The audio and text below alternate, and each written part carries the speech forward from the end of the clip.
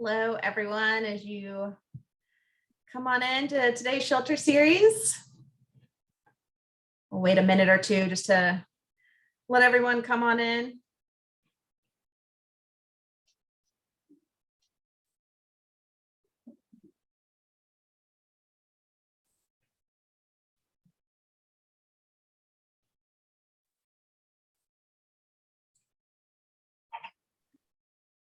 And welcome to those joining us live on Facebook. And I'll go ahead and get us started. So welcome to Preservation North Carolina's Shelter Series. I'm Julianne Patterson, and I'm Preservation North Carolina's Outreach Manager. And our Shelter Series is virtual programming that allows us to connect with preservationists across the state on a variety of topics. Several of our programs this year, including today's program, focus on stories and themes that relate to a traveling exhibit we debuted earlier this year called We Built This, that profiles Black architects and builders in North Carolina. The exhibit just made its way to the Bellamy Mansion Museum, where it opens next week on June 22nd. So you can find out more information about the exhibit and future events on our website, which is preservationnc.org. The Shelter Series has always been free of charge, and we plan to keep it that way. But I wanted to extend a huge thank you to those that added a donation to your registration today. It's greatly appreciated, and it does help us keep these programs going. Because this is a webinar, we can't see or hear you, but we know you're there. So thank you for joining us. And we still want to answer your questions. So please ask questions at any time using the Q&A box at the bottom of your Zoom window. Or if you're joining us live on Facebook, you can leave questions in the comment section there. I will moderate all questions at the end of the presentation, both in the Zoom window or on Facebook. If you have technical issues, please let me know in the chat box and I'll do my best to help you. So today is a follow-up to last month's presentation on the restoration of the slave quarters at the Bellamy Mansion Museum in Wilmington, which is a stewardship site of Preservation North Carolina. So we have Leslie joining us, who is the operations manager and the research historian, and she's going to share more about how that building was used throughout the lens of the people who lived and worked on the site during slavery. Leslie has been with the museum since 2015 and has served as the operations manager since 2017. She has a master's in public history from UNCW. In addition to duties as operations manager, she acts as the research historian and lead interpreter for the site. And we also have Gareth joining us again. And he has served as the executive director of the Bellamy Mansion since 2010 and was at Historic Wilmington Foundation prior to that. He has an MA in history from UNCW and makes sure the museum fulfills its educational mission and remains a stable, non-for-profit business. And with that, I just want to thank you all again for joining us today, and I will hand things over to Leslie.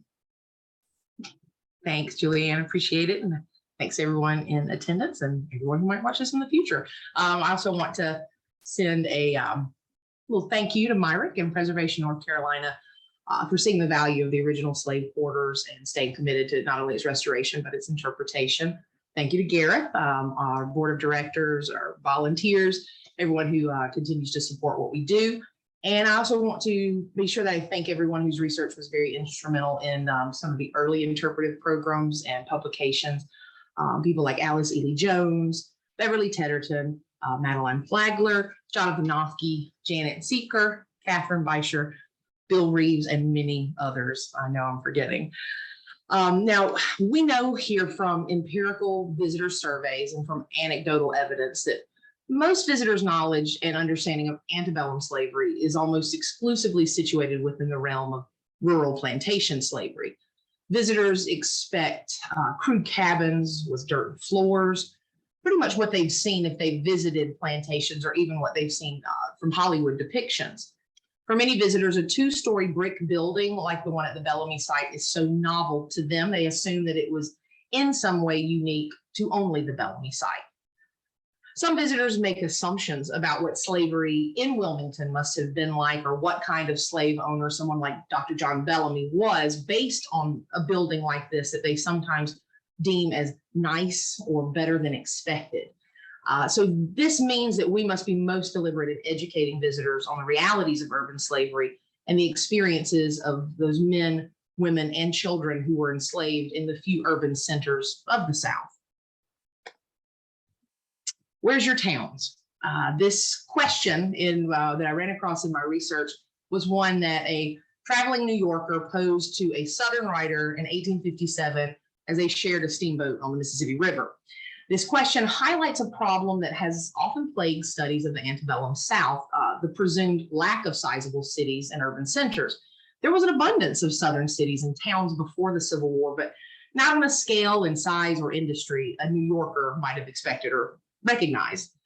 Unlike cities of the Northeast, the most important urban centers in the South really lay around the region's edges.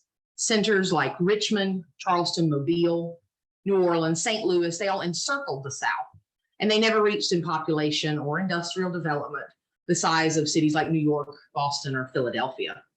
The population of Southern cities also varied greatly within the region itself. You can see here the list of the 100 most populous cities, this, I believe 1860 here. When you see in 1860, New Orleans boasted over 165,000 residents, while Wilmington, we are number 100 down there at the very end. The population hovered just over 9,000, but still put us in the top 100 most populated cities. So the binding tie between Southern cities was not their size, but their function. They all connected the hinterlands to the ports, and they served as economic and social gateways. One historian dubbed antebellum cities urban plantations. The livelihood of these rural planters, these town merchants, were so intertwined that cities and plantations really cyclically moved together. And this was a rhythm that was no longer felt in northern cities by the time our New Yorkers snaking the Mississippi in 1857. So really, no matter the size, what these cities shared is that they were all fundamentally reliant on the institution of chattel slavery. This kept these cities agrarian rather than allowing them to develop into industrial ones. And it created these urban populations dominated by more of what one historian calls a plantation mentality. The institution of slavery created similar dynamics, laws, processes, cultures in all of these American cities, no matter the time or place. As a matter of fact, historian Richard Wade, has some very wonderful work on slavery in the cities. He argues that slavery in the cities was fundamentally the same wherever it existed. And the similarities of urban life were more important to the institution than the differences in settlement, region, or age. Now, these two charts show that before the Civil War, enslaved laborers who lived and worked in rural locations made up about 90% of the total enslaved population of the U.S. So urban slaves in the South were just concentrated in a handful of cities that form this urban perimeter. The population of these cities also included the great majority of Southern whites. In 1860, 97% of the South's total white population and almost half of the total urban slave population resided in just 10 cities. Slavery was brought here to the lower Cape Fear River region by its first permanent settlers in the 1720s, and it was integral to the area within a generation. By 1767, enslaved workers actually comprised about 60% of the region's population and only about 20% of North Carolina's total population. So you can see how entrenched the institution of slavery had become in and around the growing city of Wilmington. Slavery continued to grow in this region, and that contributed to and also reflected its wealth. And by the mid-1800s, about 27% of Wilmington's white families were slave owners. And New Hanover County's total Black population, free and enslaved, was always higher than the white population throughout the antebellum decades. Free Blacks gravitated to towns seeking better economic opportunity, and this added to these urban Black populations. By 1860, almost 1/3 of free Blacks in the South resided in these urban perimeter cities. North Carolina had a large free Black population, about 30,000, and that was surpassed in the South only by the Black population, free Black population, Virginia. In some Southern urban cities like Baltimore, free Blacks outnumbered slaves 10-1 by 1860, where in other cities like here in Wilmington, slaves outnumbered free Blacks more than 6-1 by the time the Civil War began. No matter the ratio, the free Black population of every major city rose, often significantly, between 1840 and 1860. And the steady rise in those numbers is just one example of the fluidity of Southern antebellum cities. And this fluidity caused as much anxiety as it offered opportunity. Much of the anxiety felt in the southern cities arose from the fact that urban slavery allowed for and actually required a much more malleable institution than plantation or rural slavery. In the cities, enslaved workers could and often had frequent interactions with other slaves, free blacks, white individuals. These situations making slave owners and city officials anxious from often. Two elements of urban slavery, the concepts of hiring out and living out, they illustrate this complicatedness of the institution, not just in Wilmington, but urban slavery throughout the entire antebellum South. So urban slave owners could hire other families' slaves. They could rent out the services of their slaves for additional income. In some cases, enslaved individuals could hire themselves out. These hired tasks range from unskilled manual labor to skilled services like carpentry, shoemaking. White men who were too poor to own slaves could rent them, and wealthy white men and businesses could accomplish really large projects in a short duration. Hiring out also allowed enslaved workers at times to build up some modicum of wealth themselves. The flexibility of the wage system did benefit many, but it created a lot of logistical problems that slave owners tried to sort of mitigate with work contracts. Now, the contracts often detailed payment, the job description, the duration, even provisions for lodging, clothing, food. And many of these contracts were made for a calendar year. Cities in the deep South, though, really needed a way to develop short-term hiring out methods. And so they developed systems like requiring a badge. Here, these municipalities, like the one here, you see a slave badge from a enslaved worker who was acting as a porter carrying bags or something there in Charleston, South Carolina. And these badges were purchased through the city. They were for day labor or even hourly labor. Border cities like St. Louis and then Richmond, the only true kind of industrial city in the antebellum South, actually had private brokers and hiring agencies to bridge the gap between employers and then hired out enslaved labor. And this free agent aspect of the hiring out system caused tensions between bondsmen and especially poor white workers. So by 1850, there were laws on the books in many cities actually prohibiting slaves from hiring out their own time. Now, the hiring out in antebellum Wilmington was like that, found in other antebellum cities. And it was such an important part of the hiring out of our local economy that slave owners in Wilmington were very well known across the state and to the General Assembly as being very problematic because they often obeyed or shirked laws at their own discretion.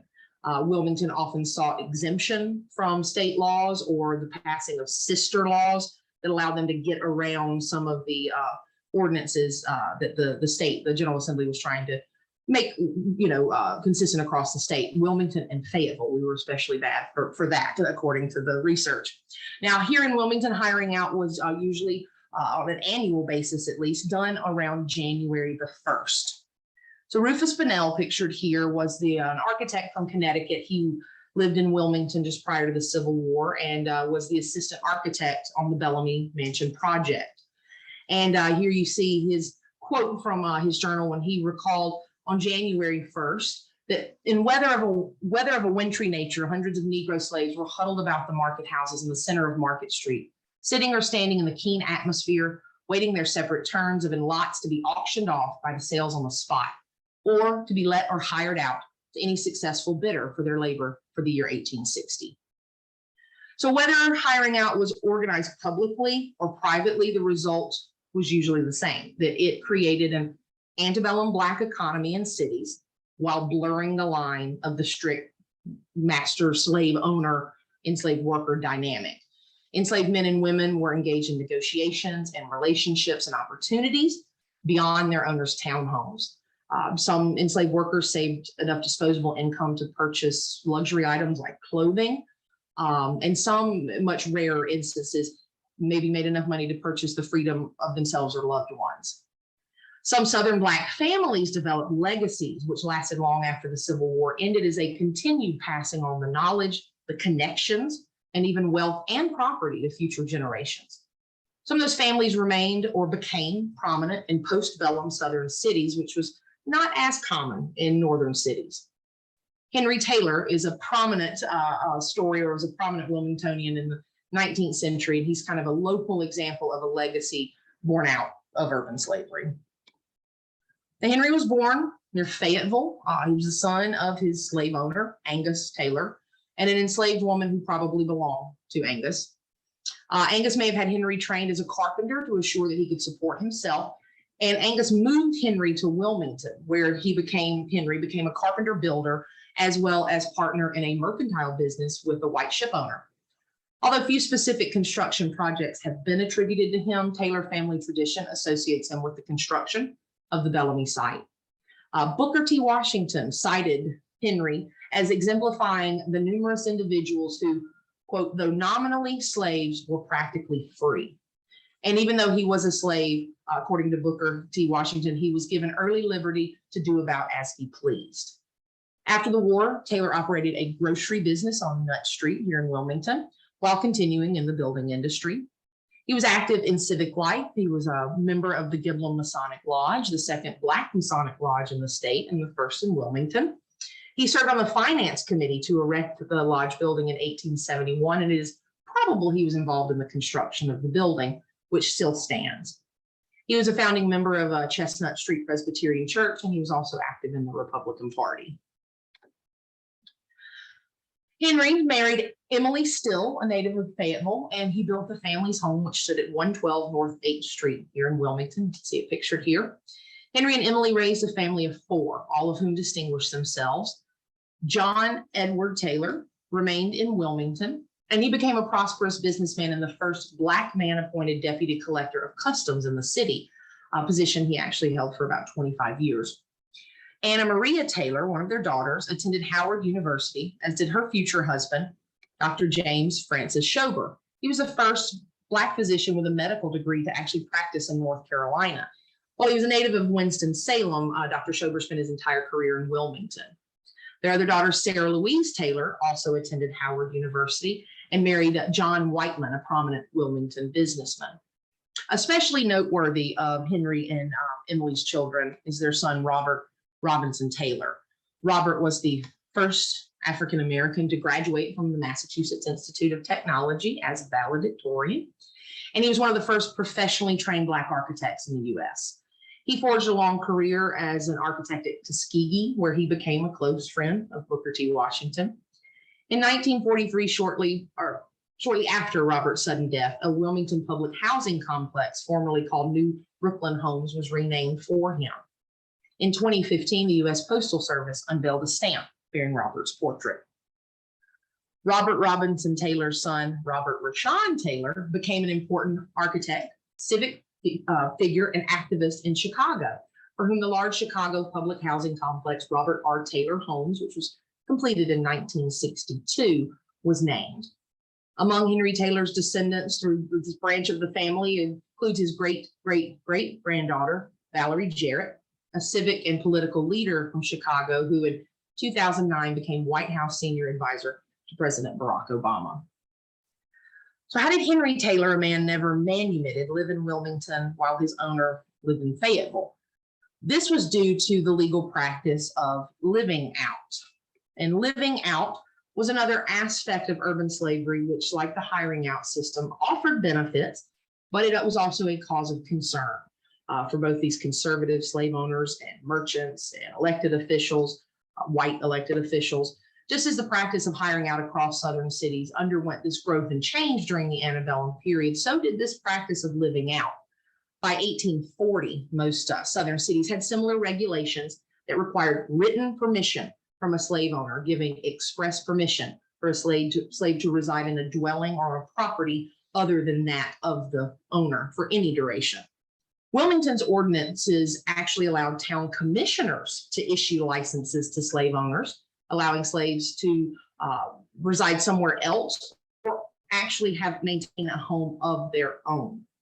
And attempts to ban the practice of living out in Wilmington and across the South were just met with such resistance it remained a fixture right up to the Civil War, and it's something not a lot of people are very familiar with.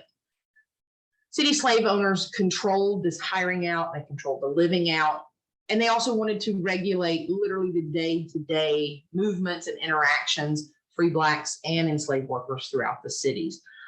So in the antebellum decades, turn of the 19th century up to about 1850, 1860, they were trying to really police, sometimes very, how do I say, any white person could discipline any enslaved worker. We'll just put it that way. So it was oftentimes a very brutal policing, and it was oftentimes not regulated like it was supposed to be. There was formal authority in the cities. They existed in these day and night patrols. And these were groups of men and who rode through towns, even rode through the towns or the roads that led away from the towns. They were picking up runaways. They were stopping Black individuals, didn't matter if they were free or enslaved. They were asking for permits, tickets, and they were like a slave police force. There were little to no limits on what punishments they could administer. And Wilmington had a mounted night patrol, and that in 1860 was actually captained by James F. Post. He was the northern-born architect who lived here in Wilmington and was the head architect on the Bellamy Mansion project. Now his assistant, Rufus Bunnell, you saw earlier with the quotes about hiring out, he actually recalled in his memoirs of it, a back room of their office, of Post's office down on Princess Street, was adorned with all these confiscated items that Post had seized from slave dwellings and cabins. In fact, here from the Wilmington Journal in 1859 is just sort of a little announcement here. And about 6 lines down or so, you'll see that the patrol with the capital P there, talking about an enslaved man by the name of Fred, who there were some boots missing. He's a slave of Mr. Gibbs. They find the boots in Fred's residence, which also there's some of maybe the living out. And but the patrol with a capital P. So I just want to kind of point that out. So all this stress about controlling the day-to-day movements, it meant that there were laws that were literally enacted to deal with leisure and congregational activities. Cities aimed to thwart slave gatherings. Too far. They wanted to thwart the slave gatherings, wanted to stymie these. They even outlawed groups of 5 or 7 or more of Black individuals gathering without written permission. Whites often targeted Black churches, complaining of noise and disturbing the peace. North Carolina actually forbid slaves from dancing or drinking with free Blacks. Slaves could not marry a free Black individual by 1830. Lots of laws around this 1830 area. It became illegal to teach slaves to read and write. And it was even illegal for free Black individuals to vote, attend school, preach in public, play cards or games of chance with anyone else. It was really very regulated in the cities. And it's something that a lot of times people, again, don't think about. Now, assistant architect here, Rufus Bunnell, he sort of commented on the hiring out and the restrictions put on even free Blacks in his journal when he wrote this. Strange to ever keep in mind that almost to a man, these mechanics, however seemingly intelligent, were nothing but slaves. And capable as they might be, all the earnings that came from their work was regularly paid over to their masters or mistresses. A very few, as for instance, the mulatto artists on the Bellamy house construction, were freedmen made thus by will or purchased freedom. But even those were restricted by special laws made for freed Negroes and were also subject, if deemed necessary, to observation by the day and night patrol. Elvin artists that he mentions here, artists on the Bellamy house construction, most likely Elvin artists. And Elvin artists, his family traced their free status to the colonial period. Actually, some of his ancestors served in the Revolutionary War. Elvin married Lizzie Green around 1840, and between 1842 and 58, the couple welcomed 8 children, including a set of identical twins. Elvin Artist was not a stranger to John Bellamy when he began to work on Bellamy's townhome in 1859. In fact, Elvin Artist bought property from John D. Bellamy in 1845 near Love Grove and Smith Creek. In 1859, Elvin bought property at the corner of 7th and Brunswick Streets here in Wilmington, and his family resided in a home there for over 50 years. Today, the lot is empty. You kind of see the Google screenshot there, but they did live in it, like I said, for over 50 years. Elvin's first wife died sometime in the 1860s, and then he married Carrie Mitchell in 1867. Now, Elvin never entered politics, but his peers must have thought him a good candidate. If you look at the top one that says "to the public," that's an 1882, ad he took out declining to be nominated as representative for the Greenback Party's county convention. He says at the end, he has no aspiration to attain political honors. The city contracted Elvin for various projects throughout the 19th century. You see that beside the silhouette there. He also ran a prominent and may have been better known actually for his barbershop and his hair salon that he ran off and on during the 1860s, 70s, and 80s. He advertised barbering and tonsorial services for both men and women, and he actually ran his business for some time out of the Purcell House Hotel. And you'll see the middle there, the Hotel Purcell House. It says the only first-class hotel in Wilmington. Now, two of his sons, Elvin and John, become barbers and work with him. Another one John also became a carpenter as well. One of his sons, Champion, was a local carpenter and fireman. And then Hildred, another son, moved to Boston, Massachusetts, where he became a barber. This was a interesting tangent to research some of the advertisements here. We really kind of got caught up with the one on the bottom left about this gentleman, Ransom Perkins, who's going to go to women's houses and repair their waterfalls, their braids, their curls, their frisettes. So I kind of did a little research on some of these Victorian era hairstyles and really forgot how complicated they were. And again, we come to your house and take care of that if you were a woman. So now Elvin himself died in 1886, and his funeral was held at his home, followed by services at Chestnut Street Presbyterian Church, where he and his family were members. Many of the laws and ordinances passed in cities regarding enslaved workers and free blacks were often reactive laws. Urban slave owners were constantly worried about slave uprisings, and any news of such happening in other parts of the country often resulted in a flurry of new ordinances and laws here in North Carolina and Wilmington. The Nat Turner Rebellion in 1831, for example, saw the North Carolina General Assembly pass additional laws controlling the free time of slaves and free blacks alike. And then slave owners were more concerned with runaway slaves in the city. A local figure who managed to escape slavery and exemplified some of these other laws or defiance of some of this was a man, William Benjamin Gould. Now, William Benjamin Gould I was the son of Alexander Gould, an Englishman, and Elizabeth Moore, a Wilmington slave. He was owned by Nichols Nixon, who hired William out as an enslaved plasterer in and around Wilmington. His only known project in North Carolina is the plaster work here at the Bellamy Mansion, though he most likely worked on many other antebellum buildings that just haven't been attributed to him. As well as gaining the skills of the trade, Gould defied some of those state laws, that 1830 law that forbid any slaves to learn to read or write. He was literate, and he may have gained these skills while attending church with the Nixon family here at St. John's. Prior to the Civil War, both whites and blacks attended that Episcopal church, and Nicholas Nixon was high up in the church. Substantial possibility William Gould attended the church, and he was he maintained allegiance to the Episcopal church well after the war. And his literacy may have come from the fact that Episcopalians were often known to turn a blind eye to slave laws in the South. But no matter how he learned to read or write, it is almost certain it was due to the flexibility, malleability of urban slavery. Gould carved his initials on the back of 2 pieces of decorative plaster at the mansion, and 1 piece is on permanent display in the museum. A brick in the museum's collection actually suggests that enslaved workers had the chance to learn some things reading and writing wise on the job site. This brick, which you see, I kind of highlighted it in black. It's hard to photograph there, but the brick actually has etchings on all sides and seems to have been used almost as a type of writing tablet for practicing these letters and these cursive letters, practices cursive capital C on it a lot. And on this one face that you see here is the complete name, Charlie Fremont.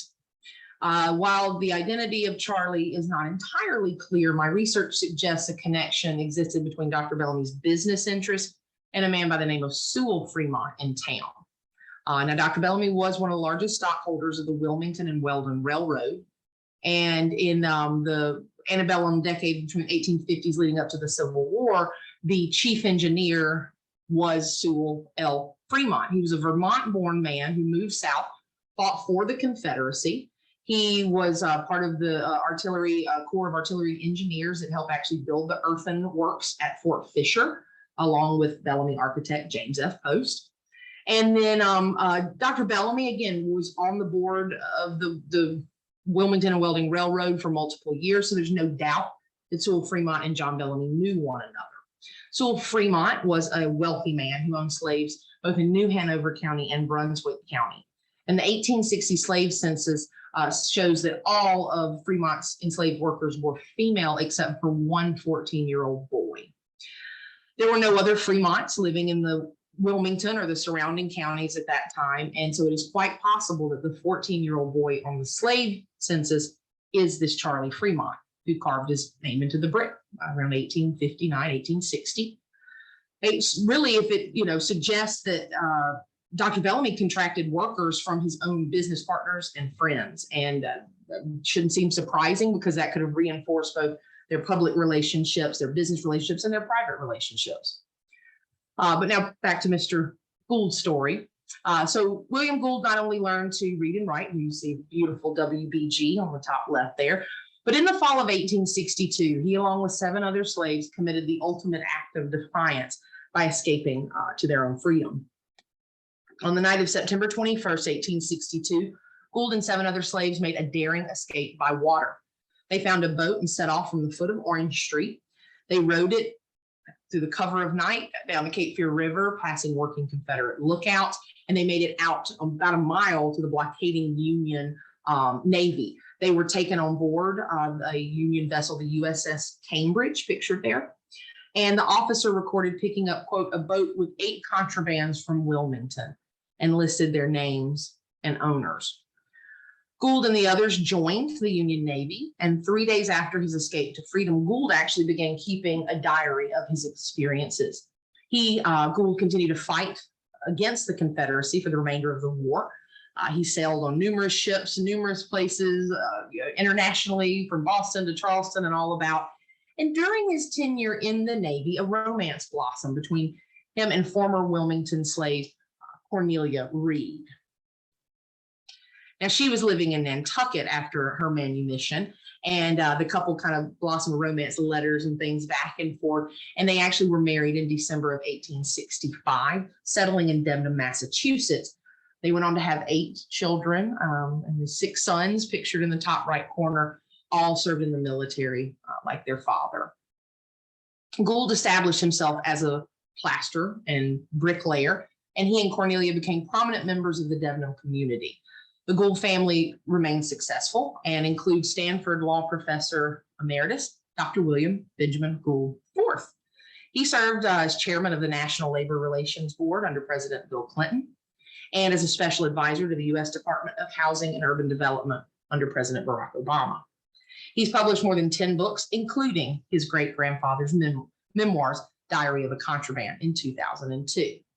You'll notice the photograph there on the bottom left, and you may see some folks you recognize, like Mayor Sappho and Susie Hamilton there. Some of the people you may not know standing in that picture include William Benjamin Gould IV, the 5th, and the 6th, along with other Gould descendants. This was at the state marker unveiling in 2019, and this marker is right in front of the Bellamy Museum here.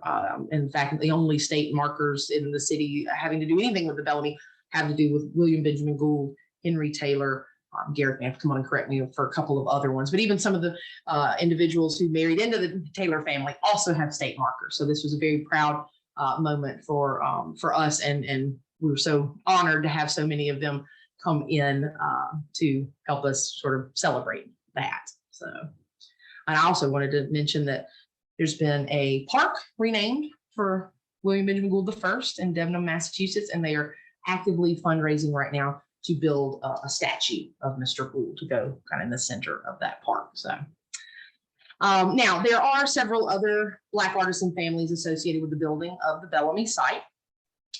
John Jr. stated in his memoirs, even the delicate and ornamental cornice work of plaster of Paris in the rooms was done by Negro mechanics. He listed the surnames of artisans he recalled. Howes, Artisans, Prices, Saguars, and Kellogg's were also employed in the work. Now, the Howe family, it includes at least 4 generations of carpenters who contributed to homes and churches and civic buildings around Wilmington. And according to family tradition, I'm showing just part of 3 generations here, but according to family Howe tradition, Anthony Howe, who died in 1837, he was born in Africa, possibly Nigerian, sold into slavery and brought to the lower Cape Fear region in the 18th century. He ended up being owned by Colonel Roger Howe, and on Roger Howe's plantation, Anthony employed African building skills, and it is said, the family said, he became quite instrumental in a lot of the plantation construction projects. Family tradition also says that Colonel Howe freed Anthony and his wife Tina and their children, but actually the first time any documentation of any of the Howes being freed was on the 1860 census, where 2 of the Howe brothers, Anthony and Alfred, were listed as free carpenters and heads of household living right next to each other. That's the census image in the top right there. Alfred Augustus Howe attained the greatest prominence of the Carpenter brothers. He served on the board of aldermen. He was in a lot of other civic duties. He superintended quite a few civic construction jobs in the courthouse and here at the jail. He built prominent homes. I'll point out one of his Queen Anne style William B. McCoy house that was built in 1887, for which James Post was the architect. The next generation, Anthony Howe's sons, followed in the family tradition in construction trades, including Valentine and John Harris Howe. Valentine was like other Howe family members, were active not just in civic, but also political affairs. Now, in 1887, Valentine, pictured there on the left, was elected to the North Carolina House of Representatives, defeating the man on the right, Colonel Alfred Moore Waddell. Waddell, you've heard of his name, went on to lead the 1898 massacre and coup. I'd also like to mention another kind of political, I don't know if you want to say comeuppance, but a political, maybe irony, whatever you want to think about it, is that one of the enslaved men who escaped, I'll flip back up here to the list here, you'll notice the name George Price on this list of the men that escaped with William Benjamin Gould. Well, George Price Jr. actually, he went on just 8 years after he escaped to his own freedom to defeat a Bellamy. He defeated Marsden Bellamy in the 1870 special Senate election after the sudden death of Abraham Galloway. So, to go from 8 years to being an enslaved worker, trying to escape to your own freedom, to then becoming a state senator, beating someone like a Bellamy, just, I don't know, just kind of pause with that. Now, Valentine, as you can see here in his uniform, he was actually a longtime leader in the city's volunteer fire department, and he served as president of the North Carolina Colored Firemen's Association. Among Valentine's building projects were the design and construction of the Cape Fear Steam Fire Engine Company fire station. He did that in 1896. And then he was probably also responsible for some of the additions on St. Mark's Church, Episcopal Church, in 1897. John Harris Howe was especially prolific as a builder. He constructed residences and railroad structures, government buildings, and he was in the construction trades for a very long time in Wilmington. In 1895, he prepared a presentation on his architectural work for the Negro Department of the Atlanta Exposition. And that report that he presented at the Atlanta Expo included 12 photographs of buildings and homes in Wilmington, and then one lodge on the New River in Onslow County that he had constructed. So here's the McCoy house that Alfred Augustus Howe helped build with James F. Post as the head architect there in 1887. And then you see one of the homes here featured with John Harris Howe at the 1895 Expo. So now in this last part of my presentation, I would like to take some time to honor and talk about the individuals who John and Eliza Bellamy enslaved at their Wilmington townhome. Though John D. Bellamy was from a wealthy family, he expanded his fortune primarily from his plantation and naval stores enterprises. By the dawn of the Civil War, John Bellamy was a very large slaveholder in North Carolina, with 115 enslaved workers spread across 3 counties. And you can see part on the bottom left of the slave census for 1860 in Brunswick County there on Town Creek. And I've just got some images of the map here and time from when we actually went out there on the creek to see part of it. But this was Grovely, which was the name of John D. Bellamy's approximate 10,000 acre produce plantation in Brunswick County. And he did keep 82 men, women, and children in 17 cabins there at Grovely. And these men, women, and children were raising livestock. They were corn, wheat, peanuts, all sorts of, again, foodstuffs that Dr. Bellamy could sell both locally and regionally, shipping them out beyond the railroads, through the ports and things. But his son, John Jr., did say that his father's windfall profits came from his pitch, tar, and turpentine enterprise located in Columbus County. There, it was known as Grist or Grist. It was a naval stores where 24 enslaved men between the ages of 18 and 40 slept in 9 cabins, and they dwelled day in and day out, sapping, collecting the sap, sapping the longleaf, distilling it into pitch and tar and turpentine. We're really distilling it into turpentine because turpentine was so lucrative. It was putting everything from medicine to makeup in the 19th century. You look at men between the ages of 18 and 40. It tells you in a snapshot, it was absolutely backbreaking work. If you've ever visited the Bellamy site, you'll know it was very lucrative as well if it paid for everything that you see on property, though we do not have any actual idea of what that total was or proof of how much money that was. Now, this is the 1860 Wilmington slave census, and that detailed John Bellamy's urban slaves, and it gave, you can see basic information there, age, sex, and whether they were Black or mixed race, indicated with an M for mulatto. Most of what was known about these individuals, which you see their names, what we knew in the parenthetical, any kind of job duty or what we know they did as an enslaved worker. And most of what was known about this for the longest time came from Back with the Tide, which is a 1940 published memoir of the Bellamy's middle child. There she is, Ellen Douglas Bellamy. So from her book and from some scant primary source documentation, we knew a little bit. Her book helped fill in some things, like you'll see at the bottom there, it says Tony underneath the census. He was not listed on the census, but was definitely referred to very specifically in Ellen's book. And so his presence at the townhome is, of course, included in the tour narrative and interpretive materials. So you can see what we knew, and then I'll click to the next slide. And in purple there, that's new information. These are some things that we've been able to figure out. I've been able to research in about 3 years that tried to give more agency, find out who these individuals were more than just a first name in Ellen's memoirs. And so I'd like to just share with you some of the biographical sketches here. Guy, who was only known as Guy, the butler and coachman for a long time. We now know his name was Guy Nixon. And Guy Nixon was born here in North Carolina around 1840. And he did marry Sarah Kelly after emancipation. They married in 1866. By 1870, the couple was living with some of Sarah's relatives in town, and Guy worked as a stevedore on the docks, and Sarah kept house. Guy was literate. Guy knew how to read and write despite the laws that, forbade it. And after emancipation, he was quite associated, must be well enough acquainted with this prominent white physician, a man by the name of J. Francis King. King witnessed Guy and Sarah's marriage, signed their marriage certificate, and he actually bought property with Guy in the 1870s. Now, by 1877, Guy and Sarah moved into a home on Market Street, just a stone's throw away here from the Bellamy site. It may have actually been, based on some maps, possibly an old slave quarters that had been converted into a rental property. Guy was then working as a porter, and Sarah was a cook.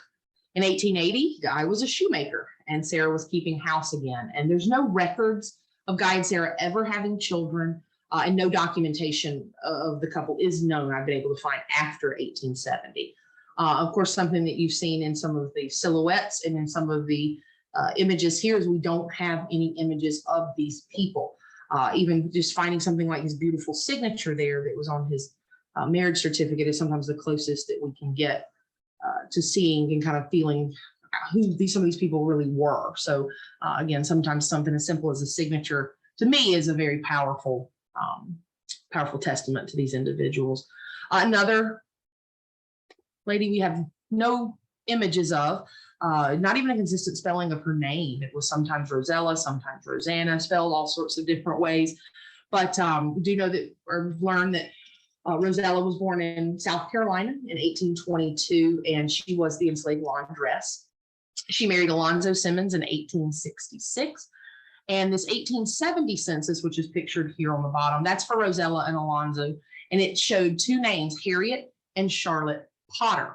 These were most likely Rosella's daughters. And while Alonzo, of course, was not the girl's biological father, Harriet, the one who's listed there as being about 18 on her marriage certificate, and just 3 years later, she listed as her parents, Alonzo and Rosella Simmons. So Harriet and Charlotte, these two young ladies, young girls here, are most likely the two young girls listed on the Bellamy 1860 slave census as two of those bottom three young ladies who didn't know a name. We found this information out. We're able to find and corroborate this information in about 2019. Rosella died sometime before 1880, as Alonzo was living alone and marked as widowed on the 1880 census. Now, back to Tony Bellamy, born in North Carolina around 1825. He married Arbor Sullivan sometime prior to emancipation while they were enslaved. Tony and Arbor most likely lived at Grovely, the plantation in Brunswick County. Tony coming to Wilmington, being brought to Wilmington when maintenance was needed or something on the grounds here. And that is what it seems to suggest, and also back with the tide. Now, Tony and Arbor had two children, Kate and Solomon, listed up there on the census. Those two children were born into slavery. And then they actually had three more children born after emancipation. Tony kept the last name Bellamy, and that was not uncommon. It is not to imply paternity or anything of that nature. It's just something that was common if they did not completely maybe take a new name like the last name Freeman or Johnson. A lot of times they did keep the slave owner's surname. Now, after emancipation here in this 1870 census, you can see that Tony was a laborer and Arbor was a laundress. So that may have been what she did over at Grovely, the skill that she was doing as an enslaved worker. By 1880, they were living on the 700 block of Red Cross Street, and several of their children could read and write. So, implying education, and but Tony Arbor never could read or write. Tony died prior to 1889, and his widow Arbor moved to Philadelphia, Pennsylvania. Their youngest son, William, moved there, and his descendants stayed there to this day. Arbor moved back to Wilmington just prior to her death. There you see her headstone. She was actually interred at Pine Forest Cemetery, although it has some mistakes on the headstone itself. It says his son instead of her son. The couple dates are wrong, but that was also, sadly enough, common.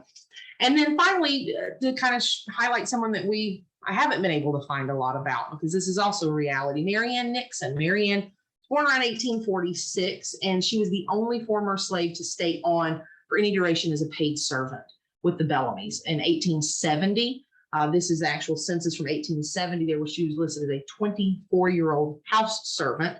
She'd gone from an enslaved worker to house servant, living still in the slave quarters with one other 62-year-old lady here. Now, Ellen's memoir suggests that Mary Ann moved to Pittsburgh, Pennsylvania in the late 1880s and worked for the Wilmingtonian family of Nathaniel Hill Burgwin. The Burgwin family moved back to Wilmington after Nathaniel died, and Mary Ann most likely returned with them. Ellen says that Mary Ann died in Wilmington sometime in the 1920s or 30s at an advanced age. So below the census, here's an example. Here is a Mary Ann Nixon who married William Jackson on December 14th, 1871 in Wilmington. She was a cook who worked for the Carolina shipyard until her death in 1919. But there's no way, with what I've been able to find, to know for sure if she was the same Mary Ann Nixon, who's a former slave and servant of the Bellamys. And we may never know, and this is a reality, of course, with not just in researching enslaved workers, but can be a constant stop point. Is it when the research runs out and you just hope that you can find more later. So we do continue to research. We continue to try and find new relationships and connections. We try to strengthen the relationships between the museum and the descendants of the enslaved men and women that we do know about. Gareth, if you were watching a couple weeks ago, he showed a couple of slides in his presentation on some of the gatherings that we've held to celebrate the restoration of the slave quarters and then the subsequent interpretation of it. And at the 2019 gathering, this included direct descendants of both Henry Taylor and William Benjamin Gould, and they traveled in from all parts of the country to participate in this as well. And again, we were just very honored by their continued support. So it is with great pride that we host, that we built this exhibit over the next few months. We have a kickoff sort of a lecture with Dr. Tara White from UNCW on June 23rd about Black women and preservation from the 19th and early 20th century. And then we will also have an end exhibit. So we'll have lots of things going on over the months that this will be on display here, and you can come view it anytime the museum is open, which is 7 days a week. So, and I appreciate everyone's attention. I guess we can see if anyone has questions.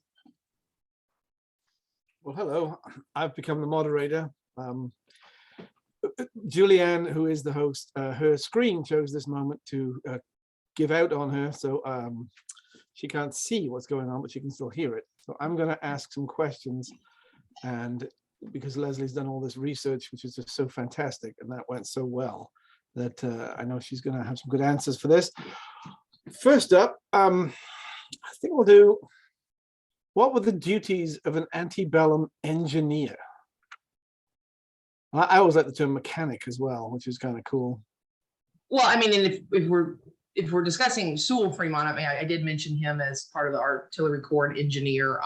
They were often called mechanics, as Gareth said, that term not used for obviously a car, but a mechanic was someone who did work with their hands and a lot of different abilities. So you do see people, black, white, enslaved, free, described as mechanics. But I guess an engineer did what they do now, which I am amazed by. So I imagine that Sewell Fremont as engineer was working on plans, and of course the earthen fort at Fort Fisher. But yeah, they did design machinery and design. Right.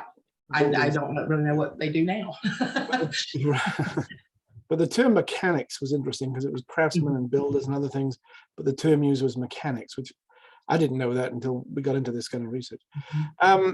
How did individuals become free? Myriad avenues. Manumission was often the term used to be actually set free.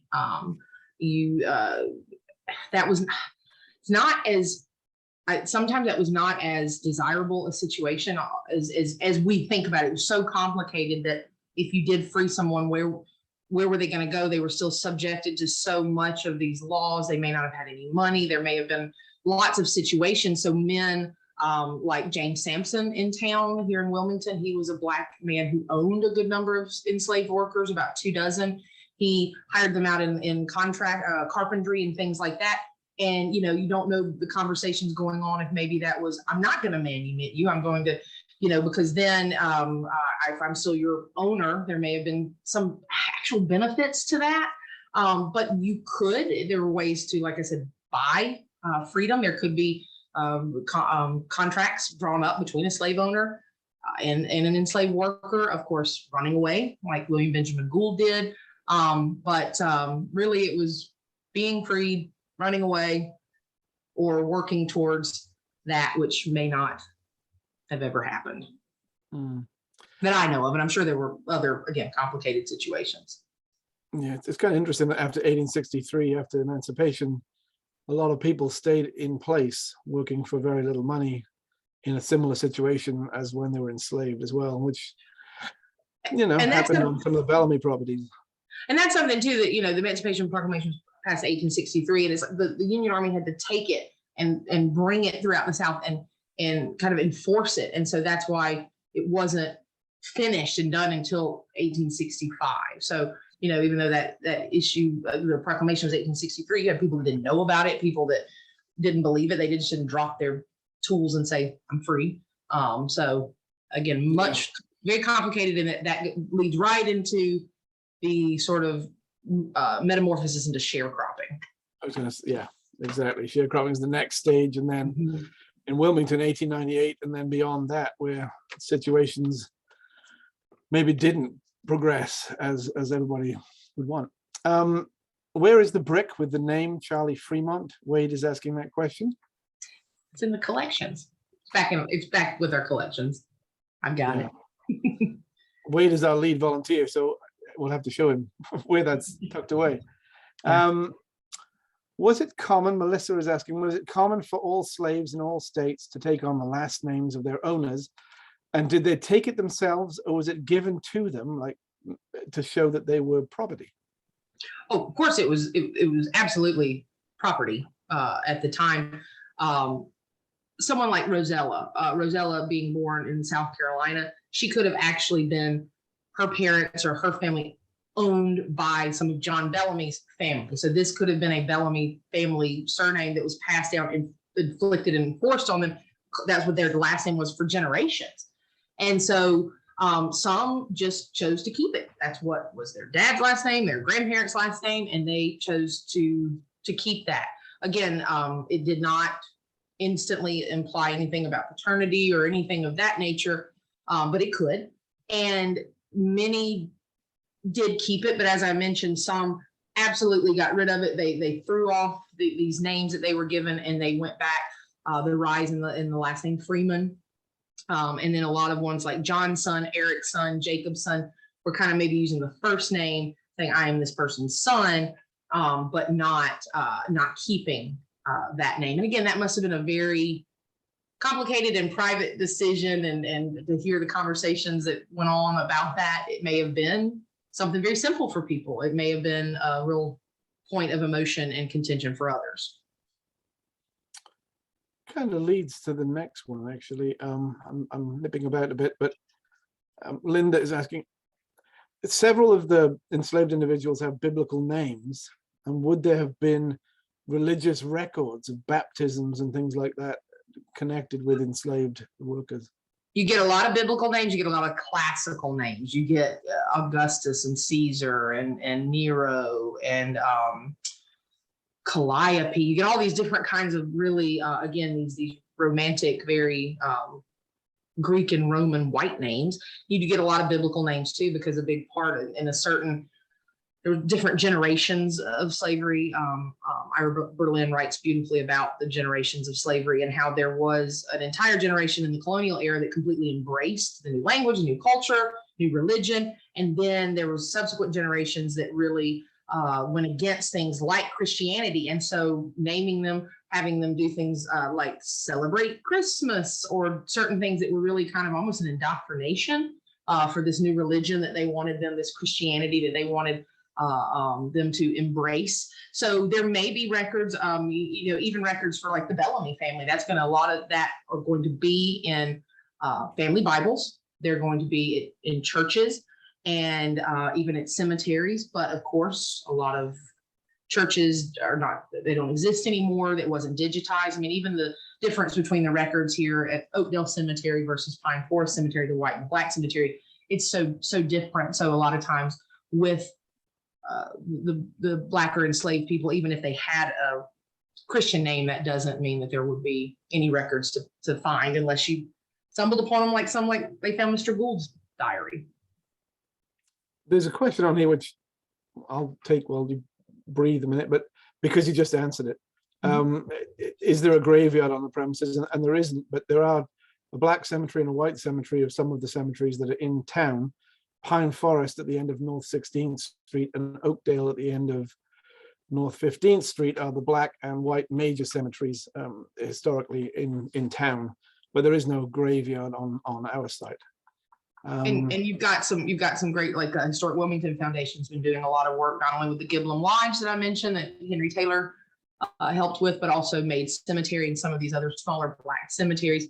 Pine Forest Cemetery, as Gareth said, 1850, 1860. I'm not going to get that exact date right when it was established, but some individuals, like members of the Howe family that I talked about, their remains were actually brought and buried in Pine Forest after it was made official. So it is a very important cemetery to a lot of the black families in Wilmington, and has been. Do you want to talk just for a minute about where did you find this stuff? Where do you find the research? I know you've done a lot. Well, I know very well how much you've done on it, a ton. But where are you digging around? Because as we know, enslaved and black genealogies from this period are hard to find. So where are you finding it? Absolutely, and that's why I really wanted in the beginning to give that big shout out and thanks and the amazement of people who were doing research back in the 80s and the 90s and really going places. I it's an embarrassment of riches now with the internet that a lot of what I've been able to do is because we're fortunate in Wilmington and North Carolina to have a lot of documents digitized. So I'm constantly using things on census data, things on Ancestry. The Register of Deeds office here, you can get deeds going back to 1725 digitized for Wilmington and the surrounding area, which is really impressive. That it's amazing what deeds and property deeds can tell you. We're very fortunate with the New Hanover County Public Library, the main library, the North Carolina room. People like Beverly Tedderton who were there, Joe Shepard. Thanks for all your help, Joe. Now, there are a lot of people that know where these resources are. So sometimes I'm very fortunate that I'm able to make connections online. We're just putting the head down and just really keep digging and keep chasing, taking a lot of notes, keeping very organized.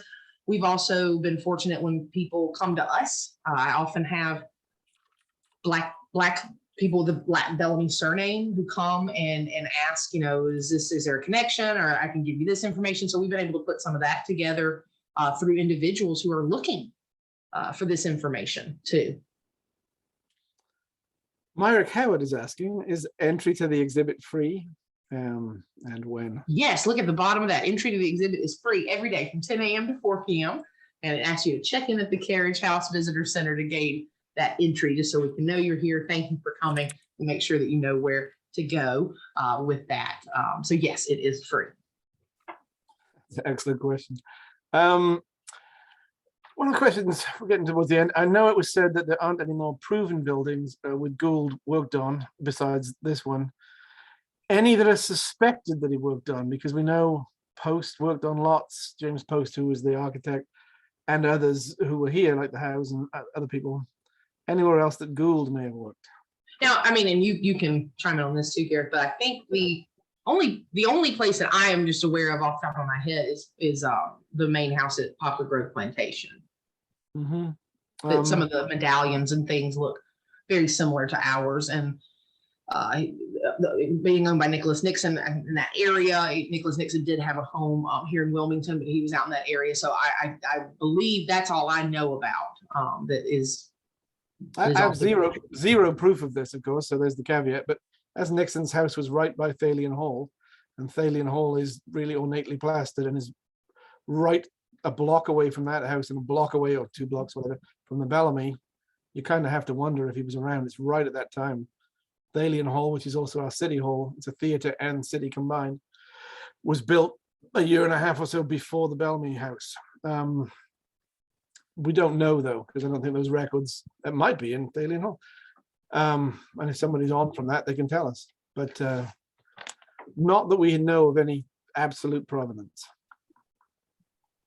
I think that might be about it. Oh, I was going to ask you to just mention because we're talking about a day in the life and the people who are on site. Do you want to describe how we put together the 5th grade tours? We have 5th grade tours we run William, what that looks like, because it's taken a lot of this research and then applied it to something very directly educational. Yes. So I taught fifth grade myself for about a decade in rural Mississippi. And, I'd like to believe I kind of understand how approximately 10-year-old brains work. And a lot of times that's with a narrative, and it's kept to something that is very concrete. And so what we do with the fifth grade tour is sort of a day in the life, taking a day in 1861. Let's say they're here, and on the March day, just say this was a March day, 160 years ago or so. You will be, we try to introduce them to the shared and unique experiences of Ellen Douglas Bellamy, who talked about her book Back with the Tide. She was about 8 years old when the Bellamys moved in to the house, and she was almost 94 when she passed away in the house in 1946. And so her as an 8-ish year old girl in 1861. So, and then the experiences of Mary Ann, who, as I've mentioned, was Mary Ann Nixon. She was about 14. And so she, as the youngest, really working enslaved girl here, would have been learning tasks and helping Sarah, the cook, and Rosella, the laundress, Joan, the wet nurse and nanny. She would have had some of the menial tasks of emptying the chamber pots at 5 in the morning out into the privies, and just doing all sorts of things like that. So we really try and make them understand spaces that those two young girls would have shared, spaces that they would not have, responsibilities of Mary Ann and what that allowed Ellen to do, and how it allowed her life to go on without without those responsibilities. So that's what we really try and keep it, is understanding the concept of that slavery was a legal institution where someone could own someone else. What was 160 years ago? Trying to get them, they think I was born 160 years ago. So making sure that they understand that, and then really honing in on those two young ladies and what they would have shared and what would have been unique to them. I've got lots of good comments in the chat about how cool this is.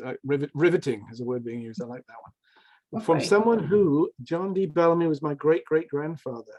Grandmother was Ellen Duffy Taylor, daughter of Mary Elizabeth Bellamy. So it's a big family that extends a long way. And as Leslie said, we often see Bellamy's, black Bellamys, who come in and have some link, or think they do, which is just, it's endless, the research obviously you can do on history.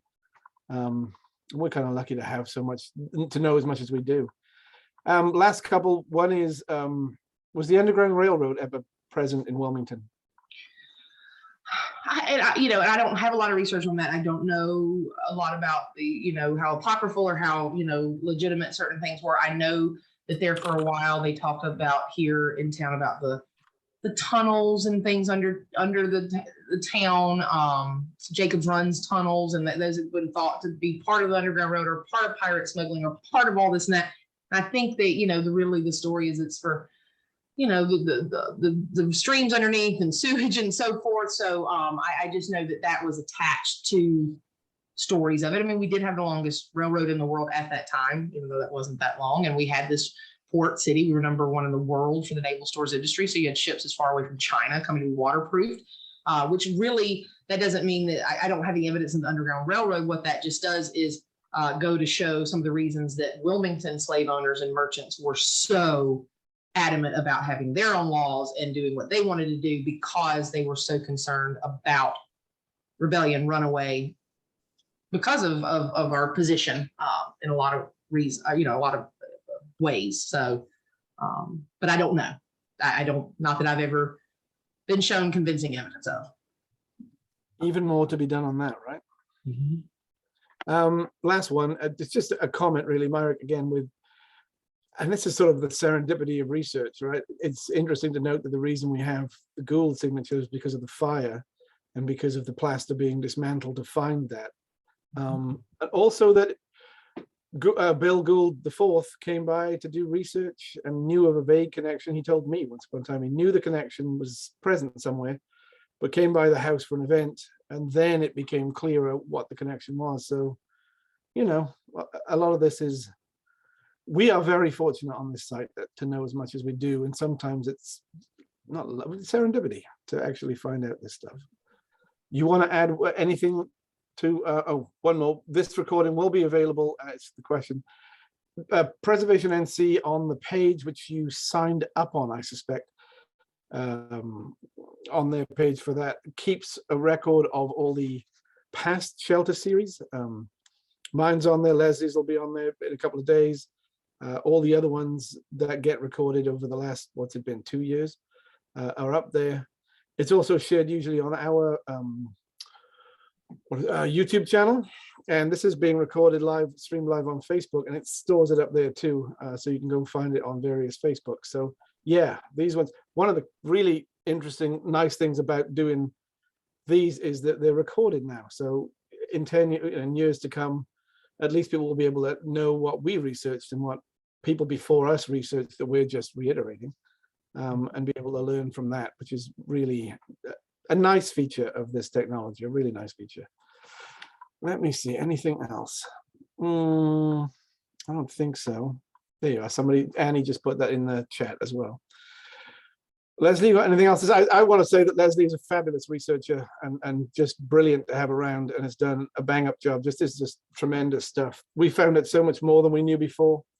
And she's done great work with it. And this is just, you know, I'm still finding out new things, and I've been there 13 years that she's finding for us, which is great to know. And, you know, as time goes on, everyone will keep building on it, and historical research will get better. The internet has helped, but it'll just get better and better, and hopefully. And as I just said earlier, just, you know, thanking the organization and all of my coworkers in Raleigh and Myrick and everyone on the board of directors, volunteers, you, Garrett, just everyone.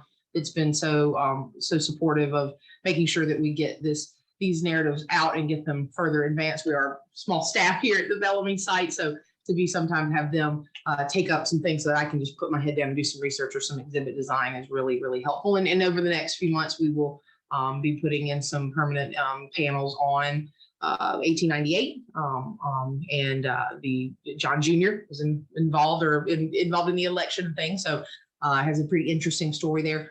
Working on panels that interpret the fire of 1972, looking at the civil rights era here in Wilmington and at the site. So we're always working on researching it and trying to really understand it, so we can try and really get it, you know, right, and then making sure that we are putting that out to the public. So, and thanks to our current board chair, Mary Dennison Clark, because she's been very, very helpful with this as well. So thanks.